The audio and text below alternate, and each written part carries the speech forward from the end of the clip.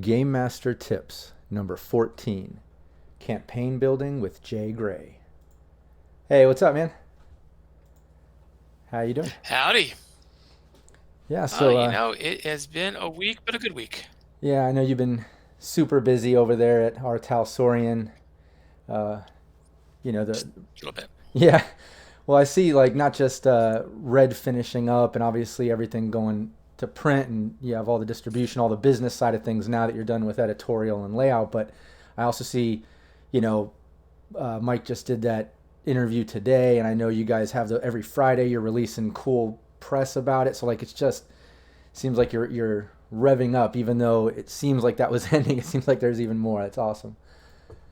Yeah, it essentially means that we've moved on from being only able to work on one thing to being able to work on all the other things that we have to work on, which is not a bad thing at all, honestly. There's a few things that got pushed off a little bit because we had to focus as a team on one project.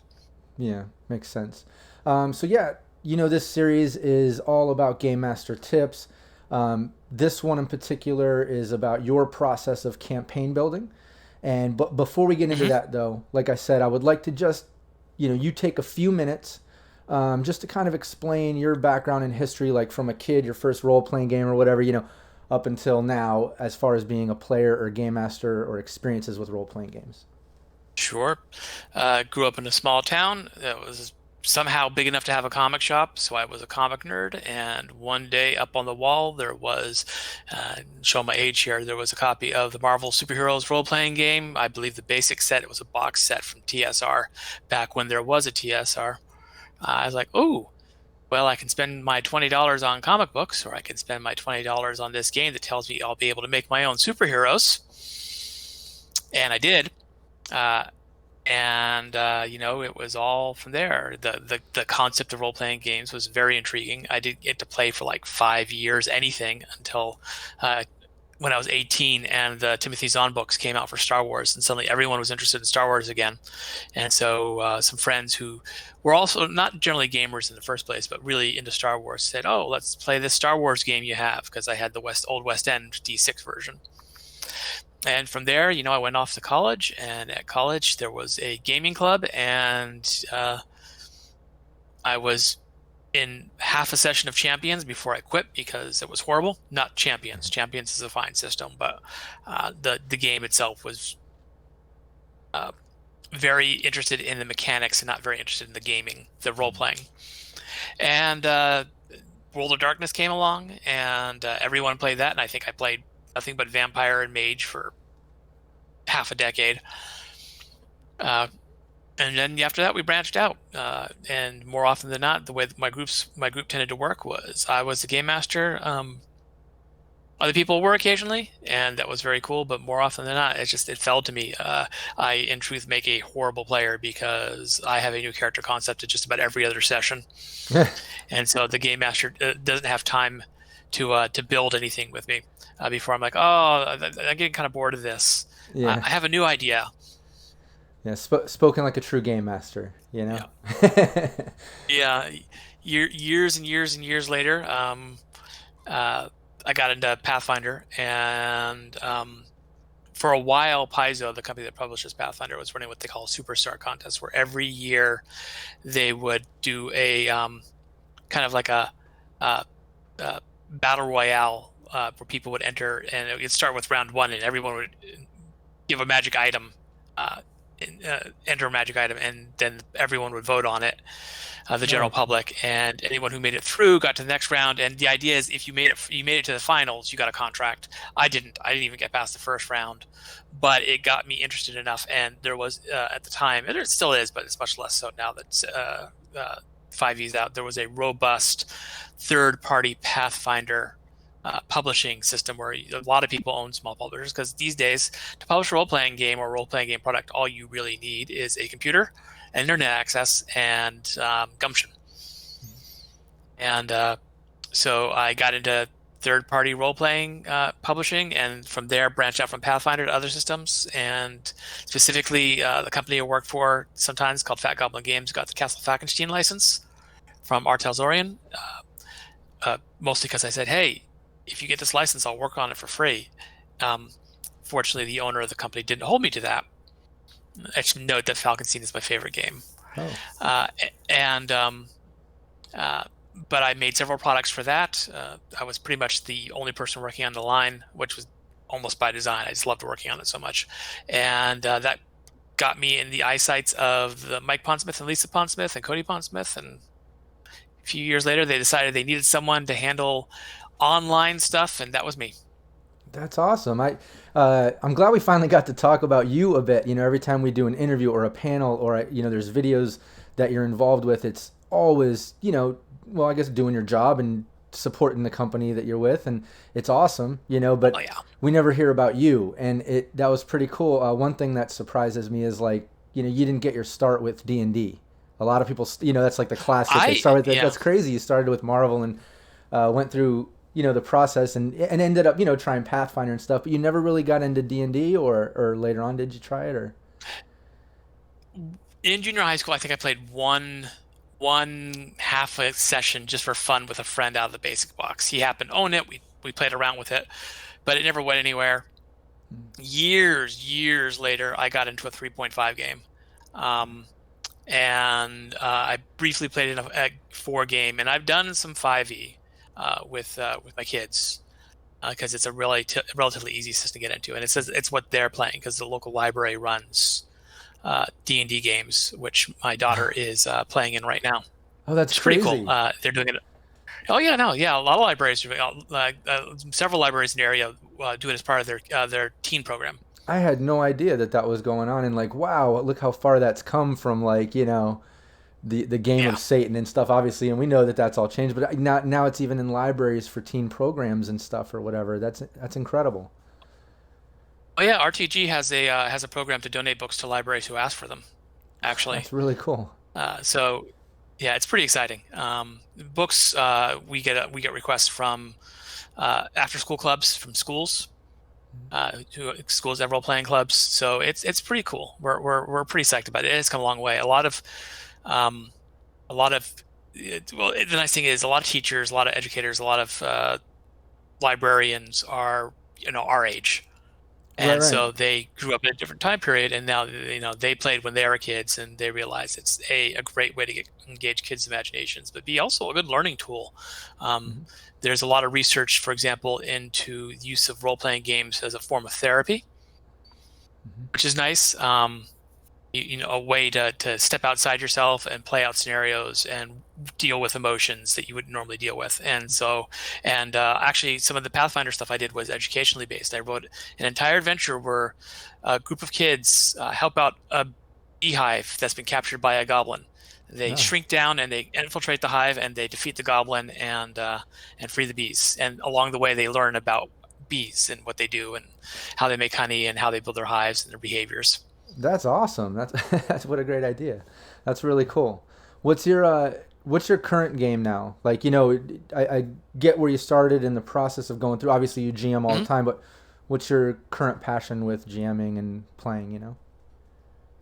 Right now, in fact, I'll be doing this tomorrow. I'm running a Ryutama campaign. Ryutama is a Japanese role-playing game that was translated and brought to the US a few years back through a Kickstarter. And it is basically, the tagline is in America is it's a Miyazaki film meets Oregon Trail, because the idea is um, you live in a world, exactly what world it is up to you. But you live in a world where there are, everyone takes a journey at some point in their life. They just, like in Pokemon, they've got to go and they've got to take a trip somewhere and they got to wander around for no real reason and, just have adventures. And so you are in that world and you're in a journey and it's simple and easy to play. It started off with a a guy in Japan worked at what they call a role-playing cafe, which is exactly what it sounds like. It's a cafe where people come to play role-playing games. And so they invented this as a really simple way to get customers to come in and playing with a more Japanese flavor that they would feel more comfortable with culturally. Oh, okay. And it's nice and relatively simple, but has a fair amount of depth. And it's got some wonderful wholesomeness to it, which is really nice. You know, there's a lot of dark stuff out there, and that's fun. Cyberpunk is fun, and Grim and Gritty is fun, and World of Darkness Oh is yeah. fun. But it's also nice every once in a while to just take a break and say, "Oh, yep, it's nice that we're going to help this person for no reason other than to help them." And then later on, we're going to have a mission where we have to go collect apples. And sure, we're going to have to fight slimes to get them. But afterwards, we're going to take the nice apples to the lady at the end and she's going to make us pie. Nice. That's awesome. No, I agree. Yeah. I think like, obviously Cyberpunk is my favorite, and I love that, Hmm. like you said, the dark, dangerous, gritty stuff. But you need that contrast, like stuff isn't so dark and gritty unless you have something to compare it to, and you've got to enjoy, the full spectrum of emotions and gaming and all that stuff. So that's cool. I can appreciate that. Yeah. Yeah. So before we get into your process of campaign building, first, obviously this process, try to go through it so it can fit any game system or whatever. This is generally speaking of your process of building a campaign. But before we get into that, do you typically create your own campaigns for whatever you're playing, or do you like to run preset modules, or do you like to combine, or how do you kind of start? I have never run a full what you call an adventure path before, where someone else makes a campaign from start to finish. I've never done that.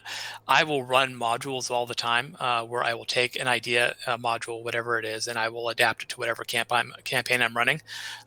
Just because like I'll need a day, or where I'm not making a lot of stuff up, and I'll take the module and say, okay, well, a little adaptation, it works just fine for this. But generally, I make things up because I find that as you play, the things that happen suggest other things that will happen, and there is just like a domino effect, where you don't need, or at least I don't need as much outside work to get it going, because you just wander from point to point, and the points pop up as your PCs do something. They make friends, they make enemies, and new ideas present themselves. Nice. So yeah, let's go through that process. So like, let's say you've got your players ready. Mhm. You set your date, whatever. You typically have a session zero first to get the style, and all the introductions and characters. I imagine you start with Yeah, it. session zeros are wonderful. Sometimes they're not session zeros so much as session point 0.05s, where I'll do it with individuals rather than as a whole. Sometimes I did a session zero with this Ryutama game, which started with character generation and then ended with about an hour of play. So there's a good piece of advice. If case character generation goes fast, be ready for like an hour just to introduce people to the world. Back, I'm gonna do some heresy now. Uh, Back when I've run Shadowrun, in many editions of Shadowrun, there is an adventure called Stuff It Shack, and Stuff It Shack is literally you go to the convenience store. While you're there, someone tries to rob it. What do you do? Um, it is a beautiful. I've run it a dozen times by now. It's a beautiful, simple 1 hour thing, that gets people into the world and into the rules. And it came with a random destruction table that tells you, like, uh, this round the soda machine explodes, and this round the chips go everywhere because somebody shot through the spinner rack where all the chips were. And it's really easily adaptable to any modern or science fiction setting, or even you could do it, I suppose, in a fantasy setting with a more traditional shop, where it's not chips and soda machines so much as it is uh, barrels full of dried fish and water and wine. Uh, but having that is really useful. But no, we start with characters. Almost always, I have some ideas. I know what the world's like, and I'll usually start with. We're going to start with this area in the world, and whether that area is the ship they're going to be on in a science fiction game. I love science fiction. Let me tell you something. Space games have one thing over any other kind of game: the ship, because there is always a reason for people to be together if they're on a ship. If they're the crew of the ship, they work together. They have no choice because they've got to keep that ship going. Um, Other games, not so much. You could do an airship, I suppose, in a fantasy game. It's a little harder in games like Cyberpunk or say Vampire. But I love the mobile headquarters aspect of space games. It makes it easier.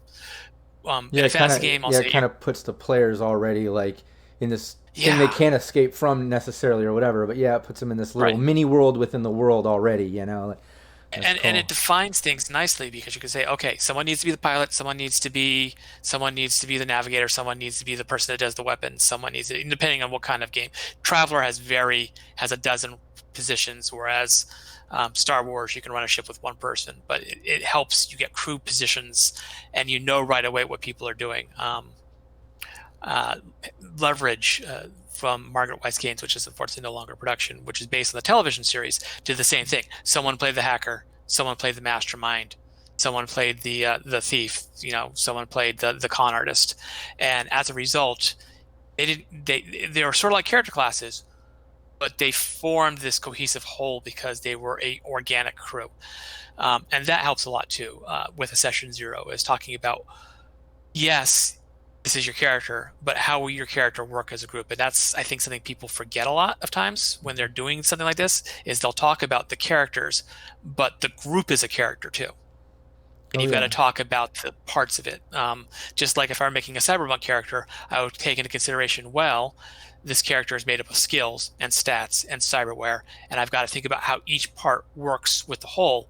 A group is made up of individual characters. Mm-hmm. So I'll start with a place. I say, we're going to start in this city. You don't have to be from this city, but you need to have a reason to be in that city. Sometimes I'll start with a concept. We'll say, well, you're all members of a crew of a ship, or you are all in Falkenstein, maybe you all work for a paranormal investigation society in Victorian England. And then we'll go from there. Once I have characters, backgrounds, life path is fantastic for this in Cyberpunk. I have ideas. And often I will not bring in the backgrounds right away. Like I won't bring in that enemy or that lover Mm-hmm. or stuff right in the first session. I'll do a session or two to establish the world and then move forward And to that. why typically don't you like to put that in? Does it just it feels too forced, or whatever? Or you like to establish the world without immediate motivations from life path, or why do you hold that It, off? it, it, it helps, I think, because 9 times out of 10, when you're playing a game, there's a very good chance that people don't know a lot about the world. So if they're focusing on their character, they're not focusing on learning about the world. And so the first session or two is often about, okay, you are in Night City. Night City has these districts. Why don't we have an adventure where we maybe take a tour of one or two of them so you can see them? The difference between the combat zone and the corporate center, that sort of thing. Um, it helps when they're focusing on them. They're not paying as much attention to the way the world works. It's a trick I learned from watching more modern cartoons, will like especially something like Steven Universe Mm-hmm. or Star versus the Forces of Evil, or actually a lot just my even the little My Little Pony stuff, which I watched with my daughter when she was smaller, is they'll start with almost a sitcom kind of style where it's every episode is pretty self-contained and it doesn't seem to really have any much connection, but you're slowly building. Here's what the world's like. Here are the characters, and here's how the characters interact with each other, and then you get this overarching plot. By the time you're halfway through the season, you're like, oh wow, there's this plot. I didn't even realize this plot was there.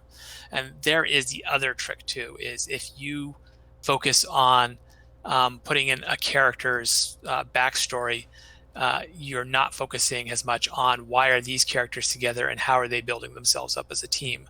Um, it is hard to get everyone's hook in every session. Yeah, yeah. Oftentimes it'll be one or two people will be kind of the spotlight character of the session where their hook is what matters. When you do that, those characters become the important characters. Not that the other characters aren't important, but players I have usually understand they're the ones who, if this were a television show, they would get the most lines. It would be their episode. It's a Picard episode, it's a Crusher episode, it's a Riker episode.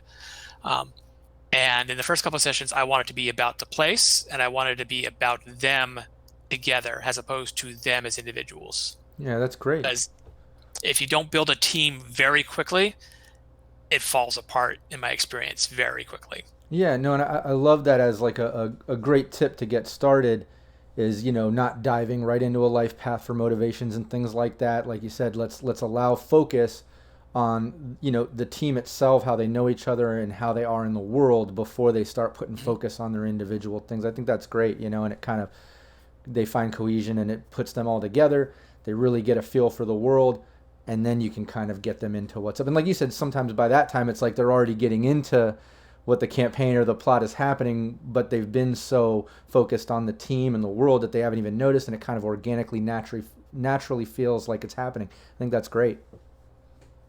Yeah, and it's not to say that you can't use aspects of the life path to explain why they're there. For example, if someone's working for a corporation, they roll up that and they decide that may explain why they're working with these people. But you don't have to spend in the first session or two, you're not dragging them into the corporate office and having them have that day where they're having to explain themselves or fill out requisition forms or deal with their arch rival who's trying to get the promotion over them. That's for Mm-hmm. later, because once the group's as a whole, then they can say, "Oh, I got this guy. He's trying to, he's trying to sabotage my career. Will you help me?" And the group's more likely to say, "Yeah, we'll go do that," instead of just finding another job and getting another payday because you're our friend, you're our crewmate, we stick with our crew.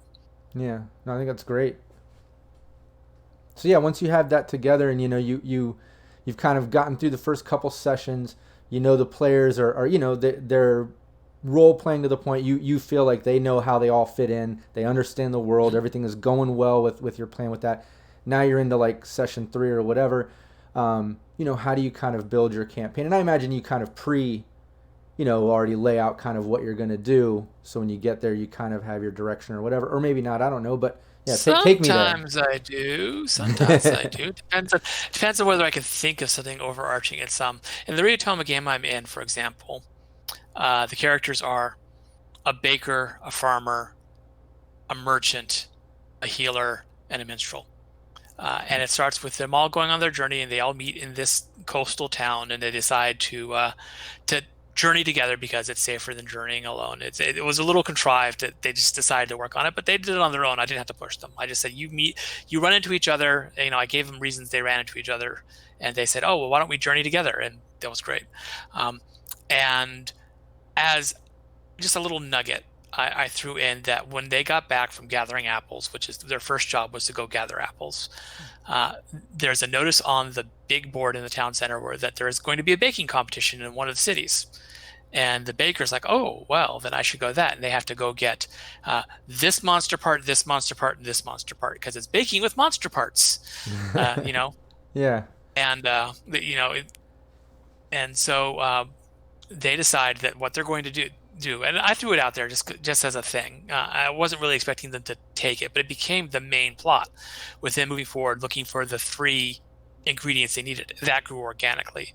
Um, in another game I ran way back when, I was running a game called Earth Dawn, which is connected to Shadowrun. Once upon a time, it was the precursor to Shadowrun, historically speaking. Shadowrun happens in the sixth age. Earth Dawn happened in the fourth age, the age before um, human history.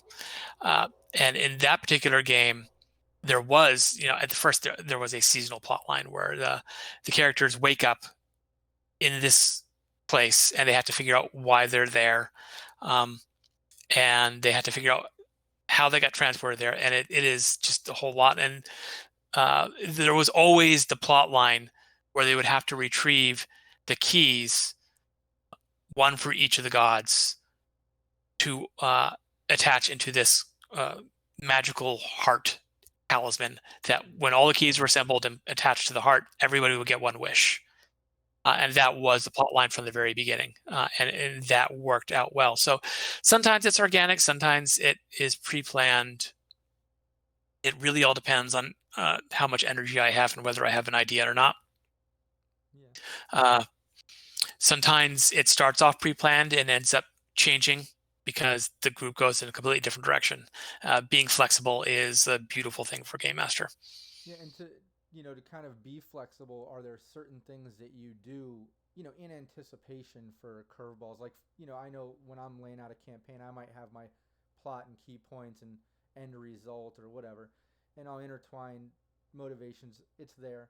But then I also kind of will realize, like when I'm going through, like, at this point they might not do this. It does seem like they could do that or that, and then I'll just have a couple little sidelines ready in my notes or in my mind. Do you kind of pre-plan for curveballs thrown at you, or do you just kind of roll with it? Because obviously some you I have to roll with. You never know. But do you Yeah, kind of plan for some? I used to. I used to flowchart my adventures, where I would draw a flowchart and I say, if they do this, they go this direction. If they do that, they go that direction. Because you don't want to railroad people. You don't want to force them down a single path. Uh, but I've gotten to the point, this is not a brag, I swear, but I don't generally need to anymore. I'm usually pretty good at rolling with it these days where I can say, oh, well, that was something I wasn't expecting, so I'll just make something up at this point. And a lot of times it's just a case of, well, this encounter was going to be over here, but now it's going to be over here, and I have to change the character they're encountering, but the information they're going to get's the same. So it's uh, less about anticipating and more about being able to adapt. The one exception is when I'm running mystery adventures where they have to solve a mystery, because if you don't plot a mystery out correctly in advance, they tend to fall apart and not make sense, because you have to be able to know where the clues are. And of course, when I'm writing an adventure, like for publication, I always try to think, okay, back to that flowchart mentality. At this junction, I can think of three things they were most likely to do. They're most likely to go directly hunt the monster. They're most likely to go research. They're most likely to go, assuming that they'll stay somewhat on the path to begin with. If they're not going to stay on the path, they're just going to say, "Oh, I don't care about the monster. I'm going to go uh, gambling at the local casino." There's not much I can do to help you there. Right. But for published adventures, I will think of that way. But for my own adventures, I've gotten decent at anticipating it, and it helps that I generally know um, who I'm playing with. I will say there's a couple scenarios. I've run Falconstein at Gen Con and other conventions, and there are a couple of scenarios I bring out, and there's one I've played more than any other, and not a single time have the players done what I wrote, what I anticipated anyone doing. Literally never. And not once have they done the same thing as any other group, which is great for my improvisational skills. Yeah. And there's the other thing. Improving is a skill you develop over time. It's a muscle that you build. The more you do it, the better you are at it. Um, don't be afraid to say, okay, bio break, give me 5 minutes. I need to think. Right. No, I think there's a couple. Uh, There's a couple tips right there over this process. I think it's to be noted. New GMs definitely try to map out your campaign, your plot, your story, have your key points. But like Jay said, maybe a flow chart so you can kind of keep track of options, and that way, if players do throw curveballs, you at least have the more obvious ones that might happen ready. Because a new GM, maybe you need that little bit of help and stuff. But it's also to be noted, with experience, you'll be better at thinking on your feet and being, quick to respond to those tangents that maybe you didn't plan for.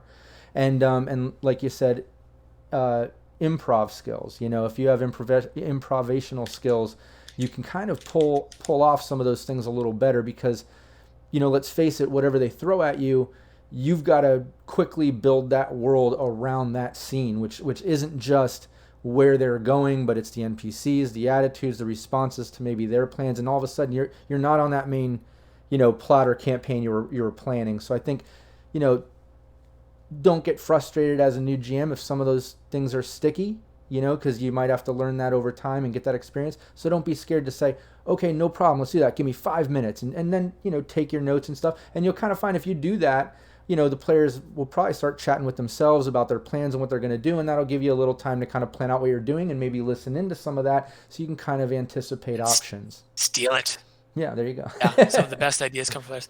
Yeah, Yeah. there's two things there. Two things in this. One is I got older and busier with life. I moved from writing. I used to be the kind of person that wrote full descriptions of rooms and places people were going, so I'd be able to read them like text. And now I bullet point. And I found actually as I got from writing big, expansive descriptions of places and of things and moved more towards just quick bullet points. I got a lot more flexible because there was a lot less data. A, I had to remember, and B, I felt I needed to stick to. Mhm. The other thing is, and Ryutom is actually really good about this too, don't be afraid to ask your players for ideas.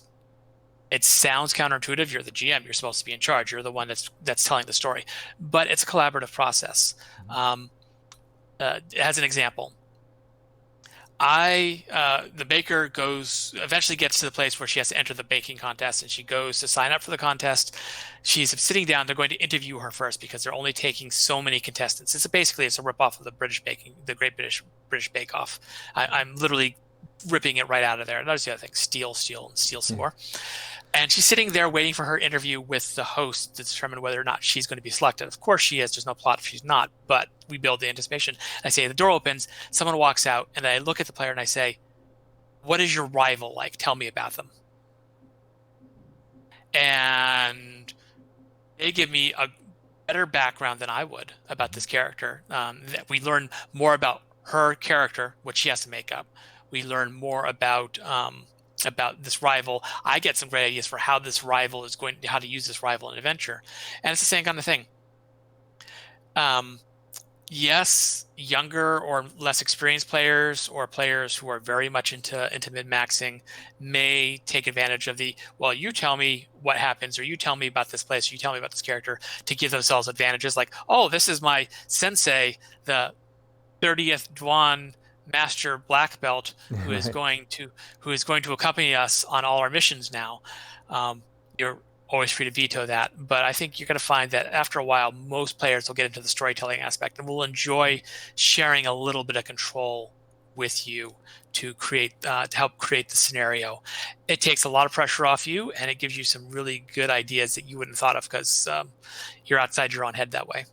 Yeah, and and it can also show you, like you said, the relationship that maybe the player's character, the player had in mind for their character with that NPC or someone in their life, and you can, you know, like for instance, if you were just to kind of kick out the NPC as a GM, you might come up with a creative idea and a relationship and a description of that person and their life path, but you might miss something interesting that maybe the player had in mind for their character with that relationship, and it can kind of, I don't know, open doors to other story plots and ideas and cool things like you said that maybe you wouldn't have thought of. And yeah, I think that's important because another thing that you said, and it's so true, is that it's not just a GM story, it's the team's story.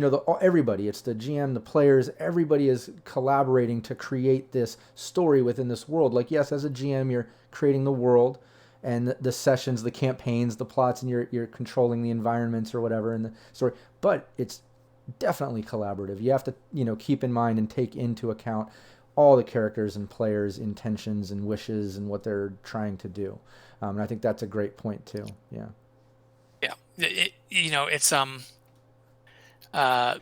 there is a comic book called Knights of the Dinner Table, put out by Kenzer and Company, which also publishes Hackmaster, a kind of a spoof of traditional role-playing games. And the Knights of the Dinner Table is about a bunch of gamers who game, and they are the Knights of the Dinner Table. They're game at somebody's dinner table, and it makes fun of some of the worst impulses of gaming life. It's a great comic. I recommend it. But there's this great scene where the game master tries a new technique, and he asks for a list of things the characters want, and he gets the list. And it actually it not only introduces a great plot point for the rest of the comic, literally it becomes a staple of one of the characters, but it's just a great idea. Just asking the players, what do you want for this character? Give me some goals. Give me some things you want to happen, because once again, A, it saves you work, which is a sneaky way to be lazy, but B, when players achieve things, they feel more invested. And when they have a stake in the world, they feel more invested, and the game is richer and deeper for it. Oh yeah. Now I had a DM in my Dungeons and Dragons campaign that I was playing up until the quarantine kind of messed all that up. It wasn't an online thing; it was a local friend thing. But he did that. He kind of had a session in between campaigns where he kind of went over like, hey, everybody, kind of let me know, that now that you're getting up to this level, what direction you see your character going, like what are your motivations and goals within this world now? Obviously, you guys are all working together, but what's your long-term goals and things, and also if there's specific items and things you're hoping to come across, or encounters or things, and then it was like over sessions and campaigns you would kind of intertwine different things, and I don't know, it made it more enjoyable, and it didn't feel too contrived either. It didn't feel too forced, or I don't want to say railroaded, because it's not pushing the story or main plot, but it didn't feel cheesy or whatever, like, oh, I want to find this, okay, next campaign you find this, like it wasn't like that, you know what I mean? I, But I you think still have that's to work for it. exactly, and I think that's a great point. Is I'll say it again: is GMs make sure that you consider your players as part of the stories you're building and the things you're doing on every level. Because it is a collaborative effort. So once you get all Yeah. that kind of laid out, and obviously it sounds like your main thing, like with campaign building, is uh, you know first few sessions allow them to kind of create themselves, feel out the world, do all that, then maybe dropping in some of the life path motivations or immersive, relatable things for the characters within whatever story or campaign or you're building or plot points. Then you kind of get into that, and but it sounds like for you and like most experienced GMs, like you might have your main plot or story for your campaign that you decide on as you go, but you improv a lot of that. It sounds like maybe you don't plan out so much. You might have your bullet points. Do you still do flow hmm charts and stuff, or do you just strictly rely on kind of improving? You'll have No. your bullet points, and then just hopefully it goes, and you'll kind of be able to adjust as you go. Yeah, yeah. Essentially, the bullet points become points in a map, and I don't know how you'll get from A to B, but eventually you'll get from A to B, and B may not be what it was. It may have to B may need some adaptation, but you'll get there. It flows faster and better in the game. It's also easier for me to put together on the fly. I usually do my planning these days the day before, though I let it tumble in my brain in the end of the last session, and then put it all down on a piece of paper so I have something to consult. And sometimes just the act of writing itself, I don't even need to necessarily go to the notes. Just the act of writing it down solidifies it. I just need to say, okay, X needs to happen, or Y should happen, or along the way they run into some skeletons, and there's a because someone took down the sign that indicated they are going into a haunted battlefield. Whoops. Um, uh, and once you do that, I think it gets a lot easier. The big thing there too, of course, is things have to make sense. Your bad guys have to have motivations. Bad guys always work better. There is there's a caveat to this. Enemies usually work better if there's a reason they do things. Mm. That reason does not have to be long and in depth. You do not have to know their childhood, or what happened to them to turn them to. You don't need to know Doctor Doom was in a lab and the lab blew up and now Doctor Doom is evil. Sometimes enemies work better when they're have very simple motivations. The Borg are much more interesting when they just want to assimilate everything. They're a lot Yeah. less interesting when you find out, the Borg came from this particular scientific experiment, and now you can defeat them every other time. Mm-hmm. Um, Personal opinion, Yeah, yeah. but I think so. So, but even then, knowing that they're not just evil things, people doing evil things. They're evil people doing because they want to assimilate you, because um, they want to destroy anyone who's not human, because uh, they are the Inquisitors, and you don't need to know why the Inquisitors do what the Inquisitors do. Though it could Right. be interesting to have a side story where you befriend an Inquisitor, find out your friend is an Inquisitor, and learn about them and why they joined. But in general, the Inquisitors in Cyberpunk work well because they have motivation, and that motivation makes for good storylines. At the same time, when you're getting to a personal level, that story about, oh, that person that lives in my apartment building that I borrowed a cup of sugar from last week has the robes in their closet. And then learning, about them because you have that connection. So I guess what I'm saying is a lot of times groups work well on a nebulous basis, but individuals work well when you have a motivation, Mm-hmm. but a depth to them. Um, and that's just true with NPCs. So a good trick is to write uh, what I call quirks, like three behaviors or three things about them. Um, for example, I might have an alchemist, and that alchemist may be incredibly excitable. That alchemist might like to blow things up as a matter of course, not like a bad way. It's just they like explosives, and that alchemist might talk very, very fast. And now I have three relatively shallow, to be honest, but easy to portray personality traits Mhm. that make the character interesting to interact with. And once the character is interesting to interact with, then the PCs can get beneath the uh, surface level mannerisms and find story and connection. Um, and build characters. And sometimes this is another GM thing.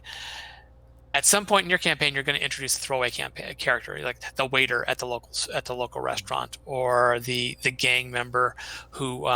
If you've seen the 2077 gameplay video, where Mhm. they released 2 years ago, God, was it 2 years ago now?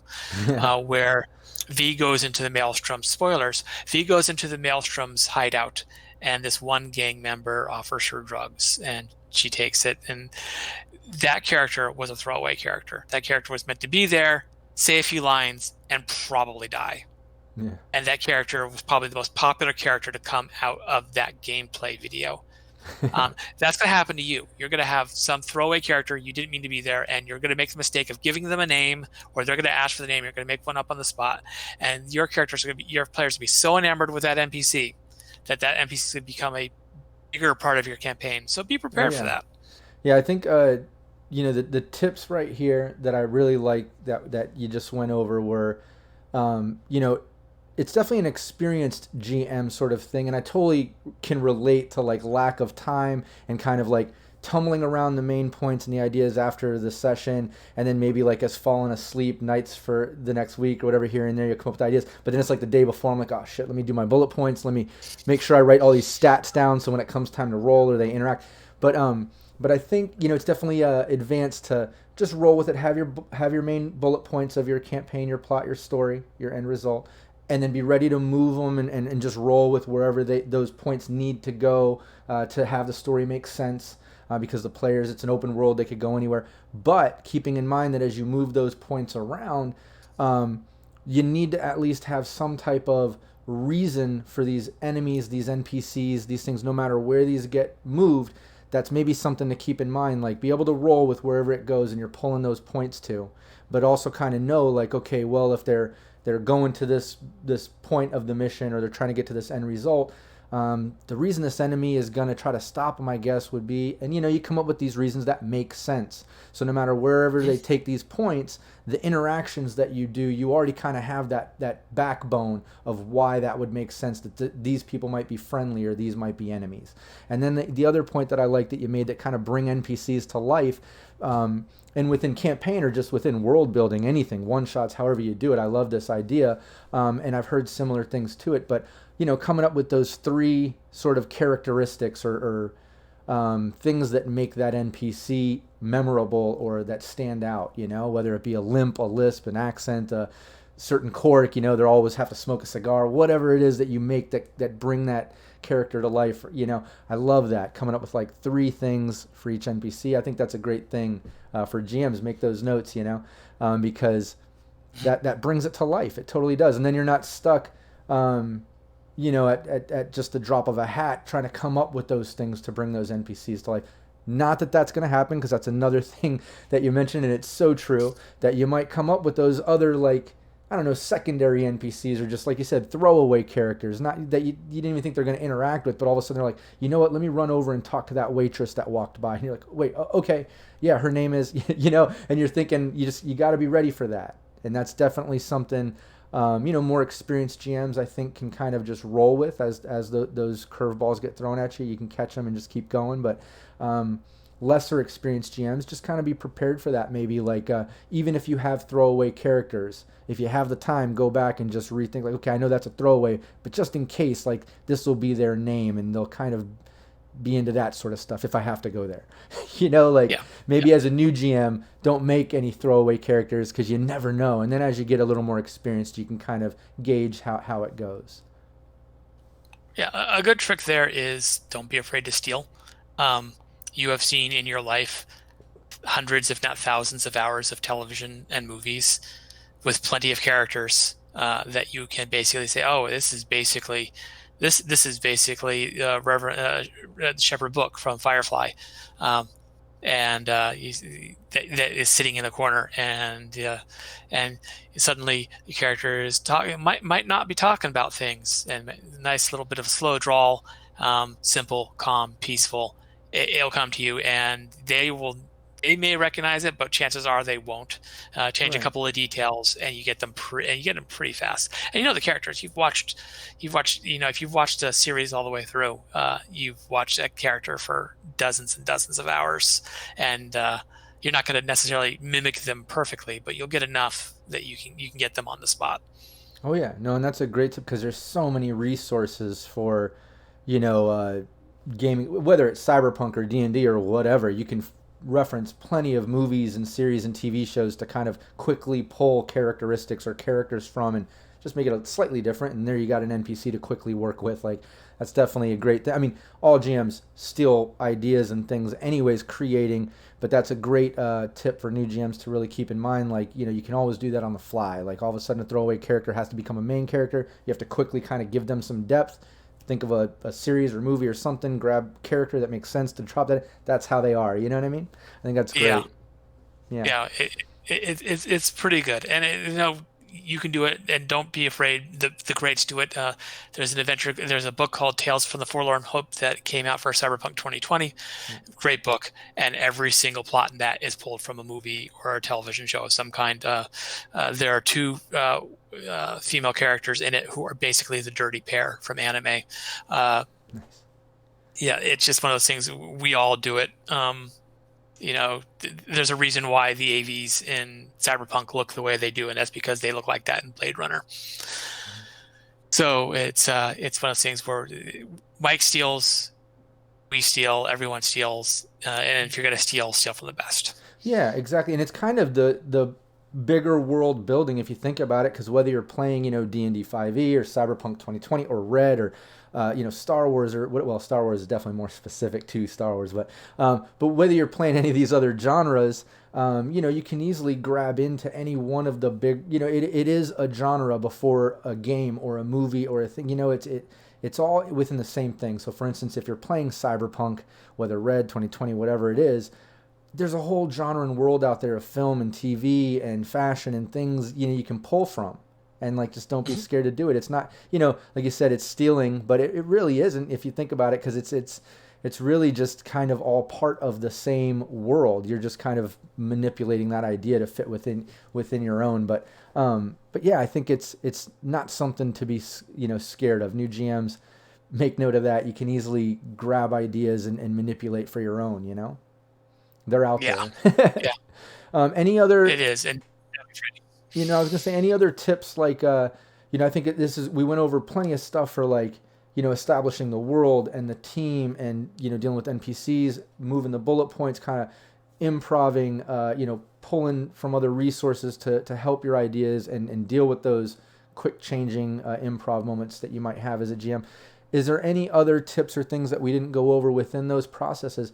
And then also towards the end, any interesting things that you like to do for like the end result? Do you typically like to set it up so it leads into other things? Do you plan for alternate endings, or do you like to have an epic ending that is going to be awesome and you got to make sure that they get there? Or how does that work for you?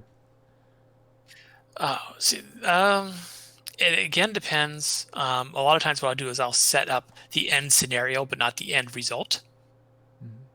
Um, I have an idea of what is most likely to happen a lot of times. The players are playing fairly competent people, but you never know. The dice roll weird sometimes. Oh yeah. But I know roughly what it is. Having a good endpoint is a good idea. Open-ended campaigns fizzle. In general, my experience is if it's just ongoing forever, it's going to fizzle, and then it's not going to be satisfying. Having a ending of some sort in mind, even if it's just like going back television idea, even if it's just a season ending as opposed to a series ending, uh, Yeah. is super helpful. And it's as nice and something simple like I know that along the lines, the character's goal this season is to collect the 7 keys, find the orichalcum heart, and take it to this temple upon which they will be able to touch the keys to the heart and make their wish and change the world. and I don't necessarily know how they're going to get there yet, but it gives me an end goal, and it's super helpful. So that is their end goal. That's not necessarily what's going to happen. That is, if they choose to follow the plot path, that's what's going to happen. If they don't choose to follow the the plot path, something else will happen, and that's fine too. Um, but you said on other advice, I'll tell you this: the biggest enemy a game master has is fear. And what I mean by that is that you are performing. You may not realize it, but your game master screen is a small stage, and there are 4 to 7 or however many players you have, people in your audience staring at you while you are being that NPC or describing that world. And it can be really hard to let go and inhabit the moment and the character. And this is not I can give you a surefire way to let go of that fear and not be afraid to do that silly accent or make that silly voice or ham up that role or make yourself look really stupid, um, because that is something everyone has to discover for themselves.